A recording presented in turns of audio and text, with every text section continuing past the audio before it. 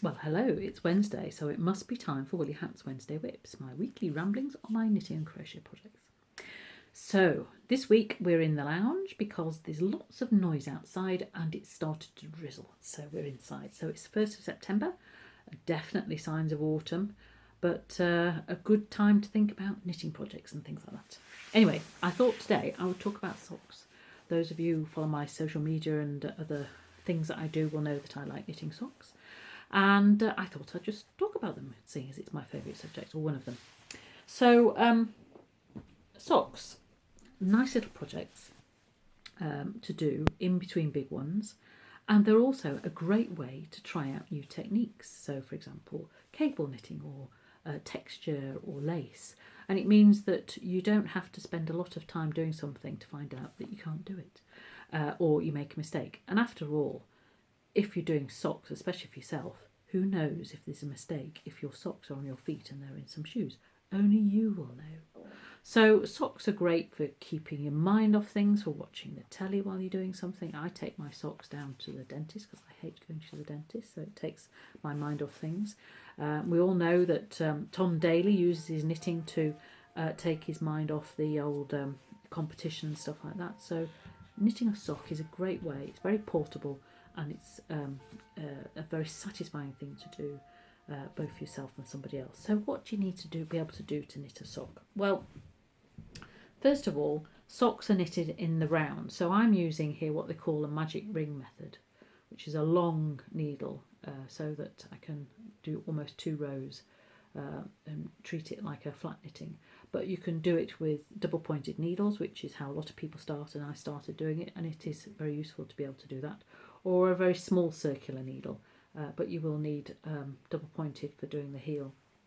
So just take a bit of time to get used to it, but do persevere. And it doesn't really matter if sometimes you might find, because that would be the top, there's a little gap where you've joined in things together. It doesn't really matter on a sock because you can pull it together. The thing is that you need to make sure the tension's there throughout as you go along. So that's the first thing to sort of have a go at. Quite easy once you know how to do it, but it does take a little time to persevere. So what are the other things that you need to knit a sock? Well, here we go on the latest one I'm doing. You need to do a rib, knitting and purling, casting on. It's good to cast on using a loose knit, so you can do that either long tail thumb method or 2 needles at the same time to make it loose. Otherwise you're going to restrict your blood. You don't want to make your leg fall off because you've restricted your blood. You can knit a plain sock.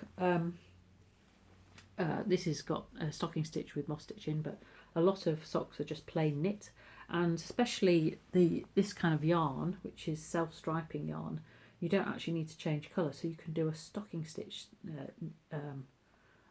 sock and it looks really impressive because you're using this. You don't have to change colour, so no ends. So that's easy peasy. The heel is just, you can either do a rib or stocking stitch. This is using a slip stitch to reinforce it, to make it slightly thicker, but that's nothing difficult to do. Turning the heel, people go, oh, turning the heel, how do you do that? All you need to know how to do that is follow a pattern. Yes, that's useful, but also to be able to decrease using knit 2 together or purl 2 together, and slip knit, or slip 1 pass 1 over, knit 1 pass 1 over. So that's all you need to do for that. Perhaps the most difficult thing is the next bit where you pick things up, pick up a knit on the side of the heel flap that you make there, that some people find that difficult, but if you make sure that you've done slip stitches at the end of your heel, it's a lot easier. And it's only about 16-18 stitches on each side of your heel, so it's not a lot of work. It's not like knitting a big garment where you might need to pick up a whole sleeve, which is tens of stitches rather than just 18 or so. And then the shaping the gusset, which is what I've just finished doing now, where you're reducing the stitches, all you need again to be able to do is decrease using knit 2 together and slip knit. Now the end bit where you, because at the toty end you don't want a big seam, so at the end you need to do something called grafting or Kitchener stitch, which I won't go into now because it takes a lot to explain, and it probably takes longer to explain it than just to do it. but that gives a nice edge so that your toe doesn't get scrunched against the end. See, that's a nice flat seam there, so you can hardly see the join. The other way of doing it is to knit both bits together. So that's it really. So those are the skills you need to do a sock, so it's worth trying. I am going to be doing a sock school later in the new year. That's miles away. We haven't even had Halloween, let alone Christmas. But I just thought I'd tell you about socks. The great thing about socks as well is, as I said before, you can knit them for other people and they think they're very special. And something like this ball of wool is only about £6 or £7, so it's not like knitting a garment where you might be spending buying several balls of wool. So if it all goes wrong, you haven't wasted a lot of money. But to be honest, people who don't knit think that any hand knit present is really, really good. And especially if you've got a yarn like this, which is self-striping, it looks really, really impressive. So they're nice as a quick present and thing as well, so you're not spending a lot of time doing that. And people love them and get very jealous of your nice woolly knitted socks. So I would say give it a go. Carry them around with you, see how you get on, and hope you enjoy. So that's all for me, I think, other than to say I hope to finish this week. As I said, I think I said to you before, this is the self-striping arms from my friend Hazel, gave it to me for my birthday. And it's King Cole Zig Zag, and it's superwash wool, which means you can wash it in a washing machine, which is great. And then this is some West Yorkshire spinners, which is blue-faced Leicester, and to contrast, which probably not best put in a washing machine, so I will be hand washing them.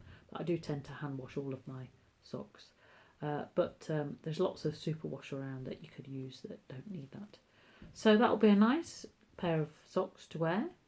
Keep my toties warm now that the weather is changing, and keep the bad weather away. So just a quick update on courses. I've got some spaces left on the afternoon crochet course that starts on the 6th of October at 1 till 3 p.m. I think I've fully got enough people for the evening class, but if you are interested in learning to crochet, let me know, and I'll see if we can put on some other classes sometime, either before or after Christmas or perhaps at weekends, but we'll see. I've got spaces also on the Learn to Knit, so do get in contact with me if you want to have that. That starts on the 7th of October, so I shall be busy in October and November doing all of those classes, and hopefully encouraging people and showing people how to do crochet and knitting, demystifying it for them. So hope to see you soon, either at one of the courses or elsewhere. Please do share what you're doing, because it's nice to see what you're up to, and I will speak to you next Wednesday. That's all for now. Bye bye.